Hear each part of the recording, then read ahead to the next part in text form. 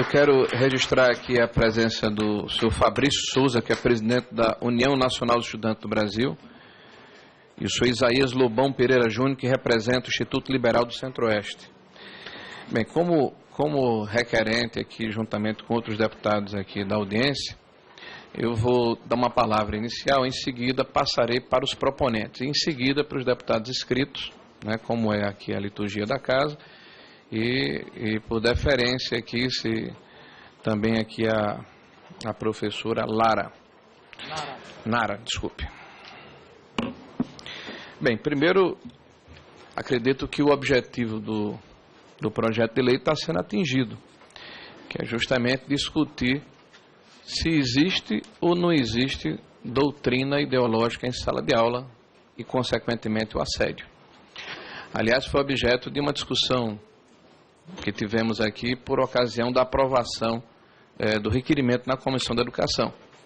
Uma parte dos nossos pares acredita que não há doutrinação em sala de aula. Então, nada mais justo que nós possamos discutir, como está acontecendo aqui, de forma democrática, né, com as posições sendo colocadas limpamente, para verificarmos se existe ou não e, sobretudo, se isso é contra a lei e a Constituição brasileira ou se está previsto e convalidado pelas nossas leis, que são consentimentos comuns.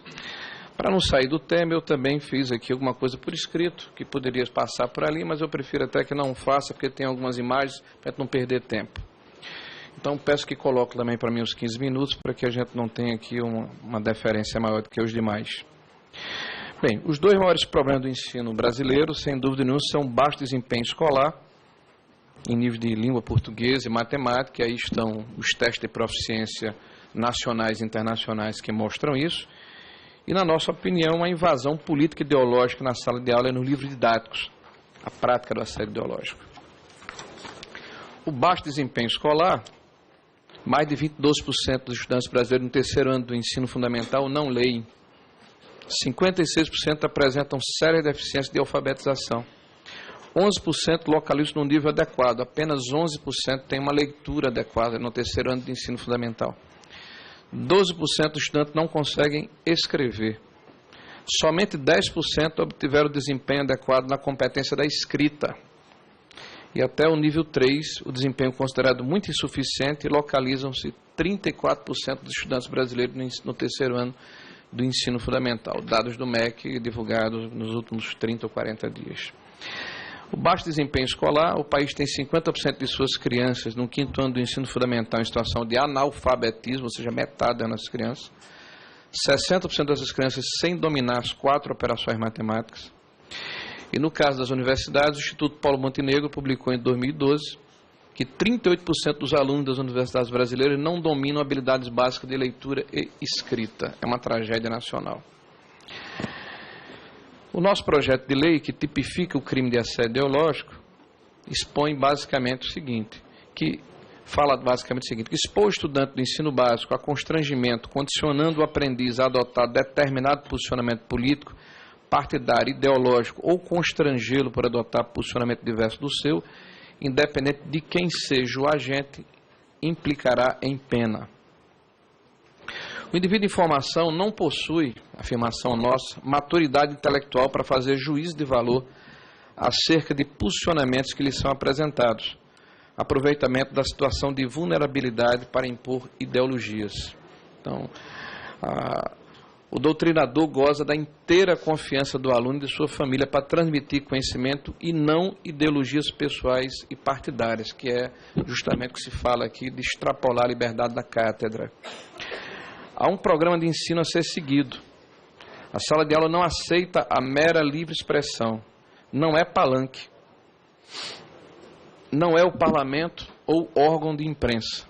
Alunos devem ter acesso às vertentes do conhecimento, independente da vertente que o professor considere mais correta ou que ele adota em sua vida particular. Então, aqui, justamente o que falou a Constituição é que todos os que me precederam concordaram que deve haver a pluralidade do ensino e a apresentação dos diferentes ramos do conhecimento para que o aluno faça seu juízo de valor. Max Weber, em homenagem aqui aos nossos sociólogos, né? A tarefa do professor, a ciência como vocação, é servir aos alunos com o seu conhecimento e experiência e não impor-lhes suas opiniões políticas pessoais. Está muito claro. É o que ele chama de carisma. A professora aqui me ajuda dizendo que é o que ele chama de carisma. No ato do ensino, deve prevalecer a postura que privilegia a pluralidade teórica e metodológica e a explicitação clara das várias correntes científicas de interpretação da realidade. Na nossa Constituição Federal, no artigo 206, inciso 2º, se afirma que o ensino brasileiro será ministrado com base na liberdade de aprender, ensinar, pesquisar e divulgar o pensamento, a arte e o saber. No inciso 3º, determina que o pluralismo de ideias e de concepções pedagógicas e coexistência de instituições públicas e privadas de ensino é preceito básico quanto às diretrizes pelas quais o ensino deve ser ministrado. E aí vem a questão internacional do Brasil, sendo inclusive um dos signatários do Pacto de San José, da Costa Rica, na Convenção Interamericana de Direitos Humanos, que prevê em seu artigo 12 o direito à liberdade de consciência e de religião, inclusive pronunciando que os pais e tutores têm direito a que seus filhos e pupilos recebam educação religiosa e moral que esteja de acordo com as suas próprias convicções. Aí eu abro aspas. As escolas confessionais e militares, pelo pátrio poder da família, são opção da família que os matricule nessas escolas, com a convicção de que nessas escolas elas receberão um preceito religioso, que aquela escola preceitua, ou um conceito disciplinar de uma escola militar. É uma opção da família. Não é o caso das escolas públicas. 80% das matrículas no país, essas têm necessariamente que ser republicanas, e não estão sendo.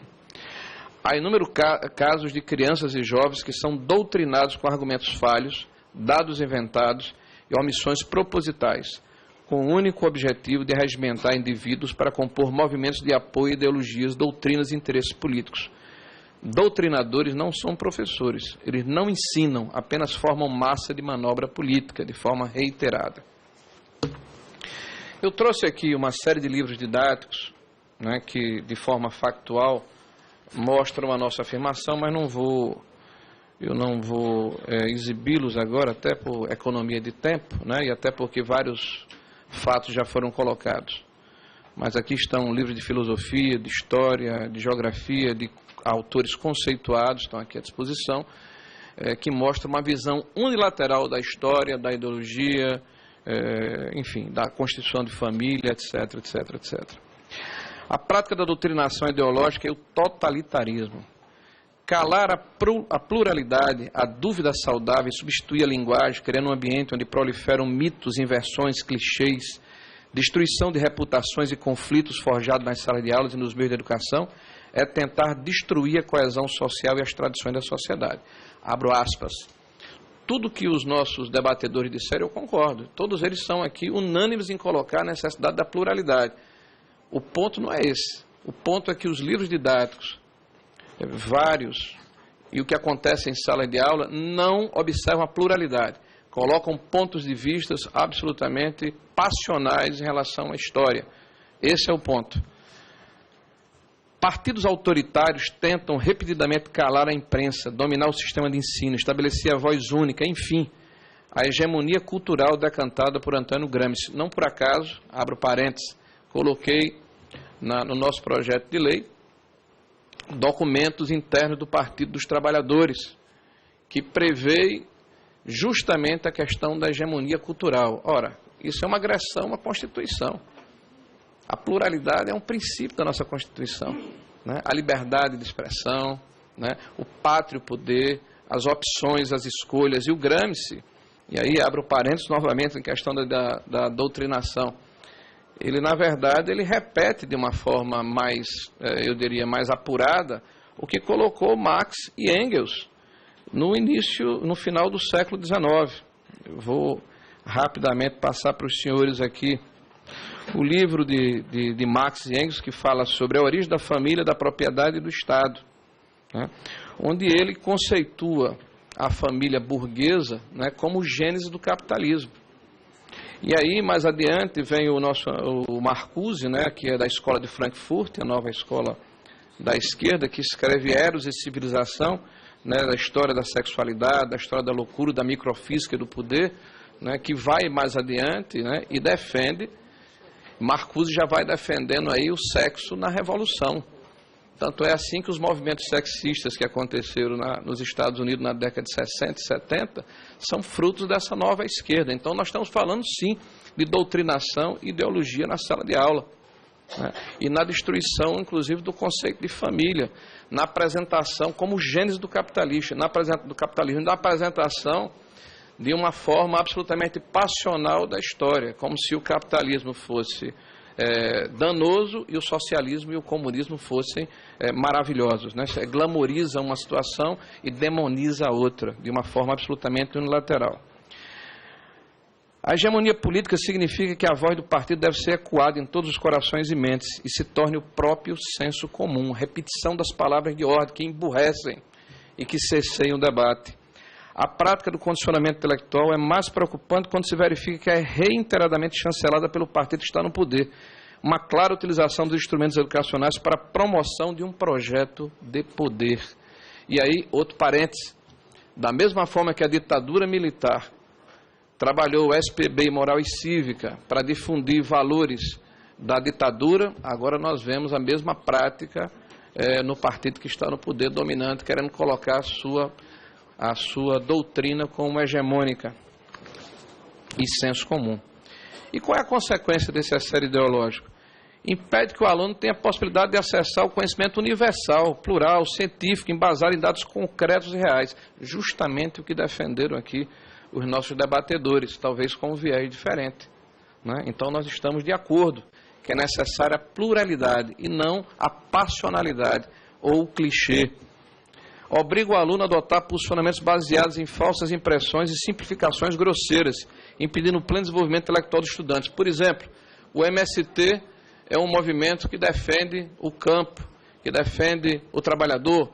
Ora, sequer tem CNPJ e pratica atos contra a Constituição, mas isso é uma observação minha. Do outro lado, o agronegócio é demonizado porque afeta o meio ambiente, porque atrapalha o desenvolvimento do país, né? Então não se leva em consideração que a maior potência hoje econômica e agrícola do mundo é o Brasil. Então se coloca de forma simplista a demonização de uma situação em benefício de outra. Então praticar o assédio ideológico é impor a hegemonia do pensamento, né? É o total de respeito e afronta ao direito do aprendiz em formar suas convicções a partir de experiências pessoais e baseadas na formação provida pela família e pela religião que adota. Nós, quando propusemos o projeto de lei, tínhamos intenção justamente de promover o debate para que nós tivéssemos a pluralidade dos pensamentos. Nós não temos medo do debate, tanto é que aqui estão pessoas que pensam completamente diferente do que nós pensamos. O que nós não podemos é varrer para debaixo do tapete uma situação que é concreta, que é real, que existe. Que é o abuso do direito da cátedra. E aqui eu não estou acusando professores, eu estou acusando doutrinadores. E nós, como sociedade, temos o direito, né, de pedir explicações e esclarecimentos. Em conversa com o nosso relator, que é o deputado Exalci, inclusive, dado o impacto inicial do projeto, né, que já cumpriu o seu intuito, né, nós estamos conversando de comum acordo para que a questão da criminalização vá para o campo da justiça do trabalho e do direito civil, tá? Então, nós não temos aqui a intenção de prender nem criminalizar ninguém, mas temos a intenção de fazer o debate. Nós temos a intenção de que essa situação se esclareça de uma vez por todas e que nós possamos ter mecanismos de proteção da sociedade, sobretudo daquele que é o mais frágil nessa cadeia, que são as crianças. Imaginem que existem vários exemplos que poderiam ser colocados aqui, mas são de conhecimento público, né? Estão inclusive no site da Escola Sem Partido. Eu trouxe também aqui vários exemplos de provas que são aplicadas para alunos que, por discordarem da concepção ideológica deste ou daquele professor, são prejudicados na sua carreira escolar. Esse é um constrangimento que não pode nem deve ser repetido, porque a cadeia mais frágil aí é o aluno. É aquele que está na sala de aula para receber a transmissão do pensamento e do conhecimento. Nós defendemos que o professor tem que ter uma prática narrativa, colocando os dois lados de uma mesma moeda ou de um mesmo problema para que a criança ou o jovem faça o seu juízo de valor. Quando a professora Yolanda fala a respeito da sua insatisfação e resignação de que no Plano Nacional de Educação não passou a questão da doutrina de gênero, da questão da como é que chama, professora? Eu não falei da minha insatisfação, mas eu disse que a gente precisava ponderar, porque eu acredito que ali houve uma incompreensão e saiu se sacrificando de dentro do texto, principalmente nos planos estaduais e municipais, a concepção de diversidade.